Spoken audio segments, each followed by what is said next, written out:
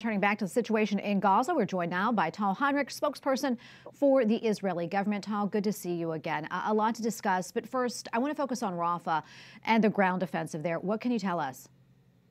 My pleasure to be joining you, Tracy, and I'm sending my prayers to the people in Kansas City impacted by this terrible shooting. Now, regarding what's happening in Rafah on the ground, my prime minister has ordered the military to prepare a strategic plan, an operational plan that will achieve two things in this southern city, city of terror, we should say. One is to eliminate the Hamas strongholds that we have there and dismantle the terror infrastructure that is all across the city, and also to make sure that we protect the civilians and ease the civilian suffering in that city, and that this plan will achieve these two things.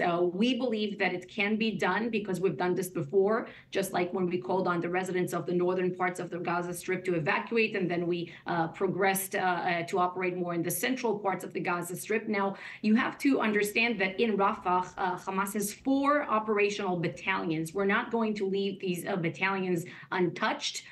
We are seeking a total victory over this terrorist organization that invaded our country on October 7th, butchered, raped, mutilated, and stole our people.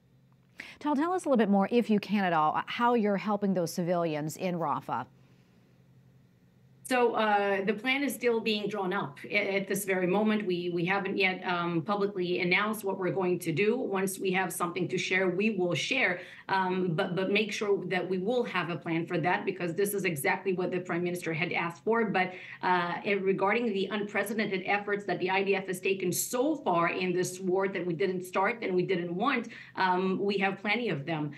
We have secured humanitarian corridors for evacuation of the civilians from different parts of the Gaza Strip. We dropped millions of leaflets. We've made thousands, tens of thousands of phone calls, text messages, and we're telling the civilians exactly where and when to evacuate, which is something that no other military has done in modern urban warfare, because, you know, we're telling exactly where our troops are going to operate. That surely takes out the element of surprise when you think of it on our end. But we want to make sure that civilians are not getting caught in the crossfire, which is exactly the opposite of what Hamas is trying to do.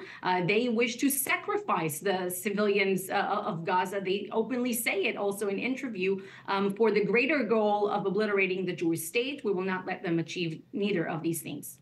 Tal, I want to quickly talk about the hostages that were recently rescued. Any details that you can share with us about that operation? How are they doing? And what about the talks in Cairo? What happens next?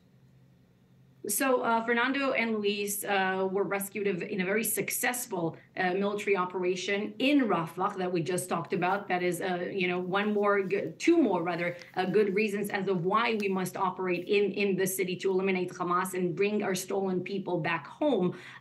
They are in a somewhat stable condition, we can say. These were very heartwarming images to see them reuniting with their families after more than 4 months in captivity.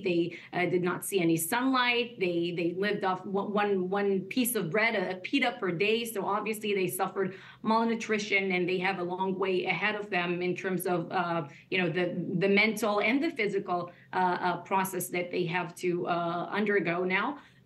We will not leave the other hostages behind. We're talking about 134 hostages, of which we believe around 100 are still alive. We know that the only thing that works against Hamas is heavy military pressure. This and the combination of the diplomatic avenue that you just mentioned, like the talks, for example, in Cairo, that would give us that might yield another framework which will see the release of more hostages. But it's only due to this combination. Now, so far, Hamas has presented delusional demands, as my prime minister called them. Secretary Blinken referred to their demands as non-starters. And we certainly hope that this will change, and we'll continue to hit them very hard on the ground for the time being. Well, Tal, thank you so much. So much more we can talk about, but we're out of time. We appreciate you coming on. Thank you. Thank you.